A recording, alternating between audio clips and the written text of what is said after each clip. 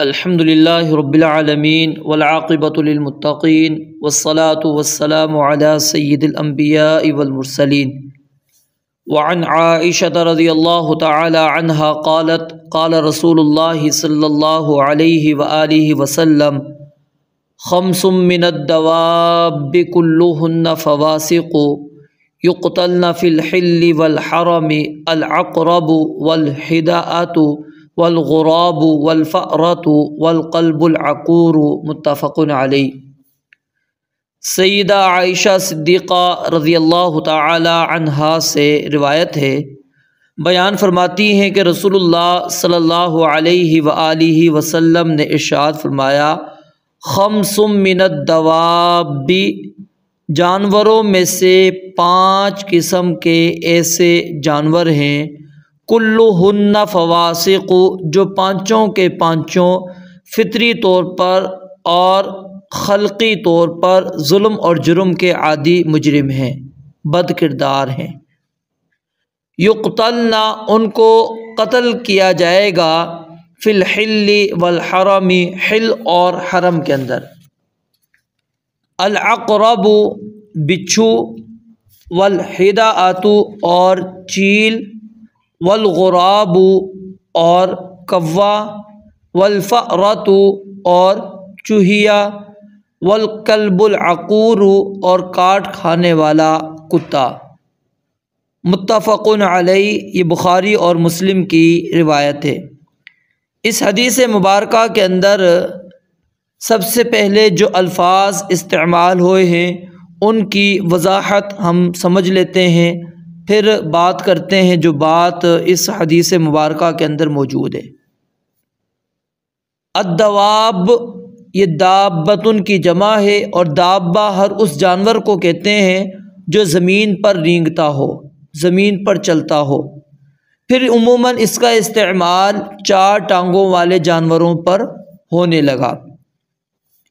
فواسق، یہ فاسقۃن کی جمع ہے، اور فاسقہ سے مراد کیا ہے؟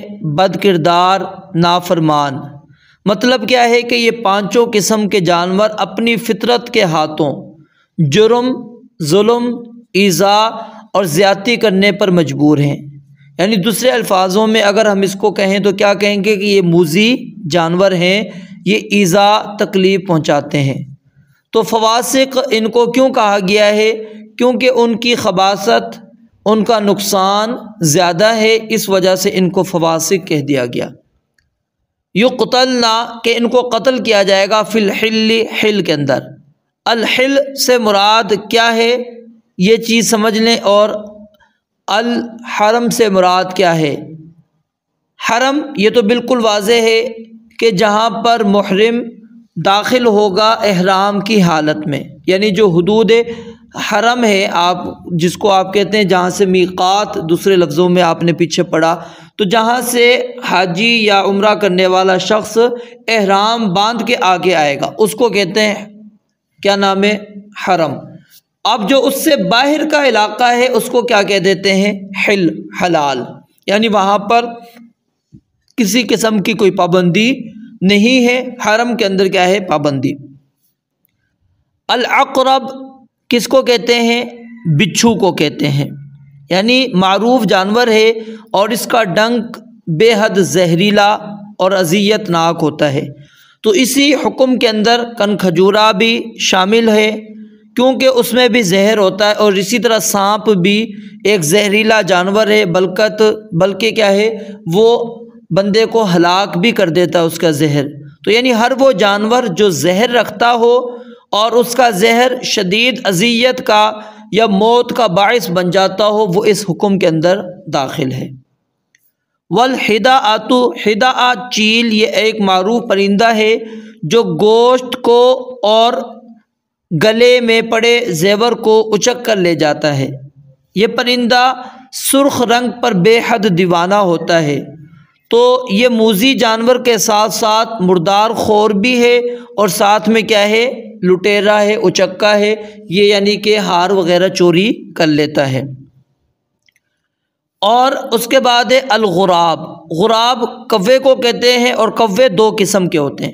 ایک کھیتی والا کوا، یہ سیاہ رنگ کا اور کبوتر جیسا ہوتا ہے، یہ کوا موذی نہیں ہے بلکہ دوسرے عام پرندوں کی طرح بالکل بے ضرر ہوتا ہے۔ اور دوسری قسم ہے جو خبیث الفطرت کوا ہے، یہ درختوں کی ٹہنیاں توڑ ڈالتا ہے، اونٹوں کی دموں پر کاٹ لیتا ہے، بچوں کے ہاتھوں سے چیزیں اچک لیتا ہے، اور بس چلے تو ایذا بھی دے دیتا ہے۔ تو یہ کوا چونکہ پھلوں کو اور میووں کو نقصان پہنچانے میں معروف ہے، اس لیے اس کو حل اور حرم دونوں میں قتل کر دیا جائے گا۔ اس کے بعد ہے الفأرہ، یہ چوہا۔ چوہے کو کیوں مارنا ہے؟ کیونکہ یہ کتابیں اور کپڑے کترتے ہیں، مینگنیاں کر کے ان کو غلیظ کر دیتے ہیں، نقصان پہنچانے میں معروف ہے، اور بسا اوقات سونا چاندی بھی لے کر اڑ جاتے ہیں، دیواروں میں سوراخ کر دیتے ہیں، جڑیں کھدیڑنے، لکڑی سے بنی چیزوں کو کتر کر ضائع کرنے میں معروف ہیں۔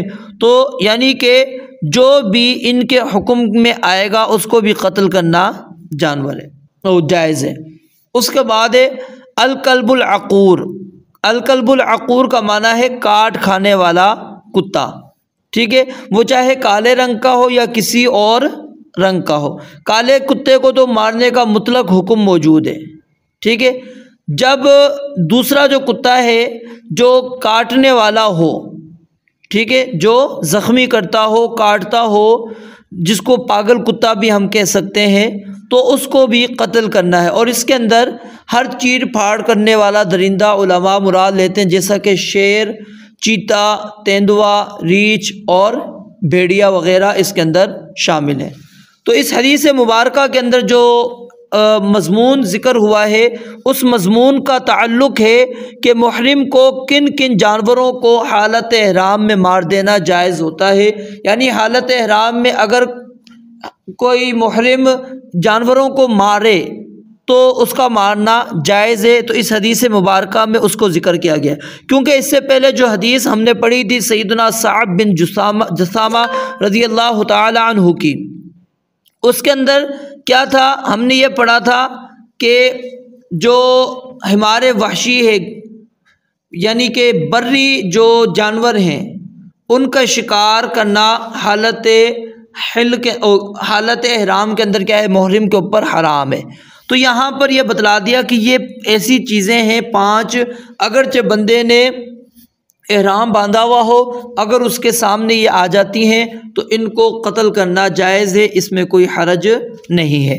اب یاد رکھیے جانوروں کی 3 طرح علماء تقسیم کرتے ہیں، یعنی قتل کیے جانے والے اور نا قتل کیے جانے والے جانوروں کی 3 اعتبار سے تقسیم کرتے ہیں۔ پہلی تقسیم کیا ہے؟ ایک قسم کے وہ جانور ہیں جن کے قتل کا اسلام نے حکم دیا ہے، جیسا کہ یہ مثال 5 آپ لے لیں۔ اور دوسری قسم وہ ہے جن کے قتل کی ممانعت موجود ہے، جن کو قتل کرنے سے اسلام نے منع کر دیا ہے، مثال چونٹی ہے، شہد کی مکھی ہے، ہدہد ہے اور لٹورا، ٹھیک ہے، یہ مشہور پرندہ ہے جس کو شکاری لوگ اچھی طرح جانتے ہیں، اور یہ چڑیا سے کچھ بڑا اور بھورے رنگ کا ہوتا ہے۔ اور تیسری قسم ہے ان جانوروں کی کہ جن کے قتل یا عدم قتل کے بارے میں شریعت اسلامیہ کی طرف سے سکوت ہے۔ تو جس میں سکوت ہے اس میں قانون یہ ہے کہ اگر وہ نقصان دینے والے ہوں، تکلیف دینے والے ہوں تو ان کو قتل کیا جائے گا، جو نہیں ہے تو اس کو معاف کر دیا جائے گا، اس کو کچھ بھی نہیں کہا جائے گا۔ تو بہرحال خلاصہ یہ ہے کہ اس حدیث مبارکہ کے اندر 5 جانوروں کا نبی علیہ السلام نے ذکر کیا، جس کو حالت احرام کے اندر بھی اور جو حالت احرام میں نہ ہو اس وقت بھی ان کا قتل کرنا جائز ہے۔ واللہ اعلم۔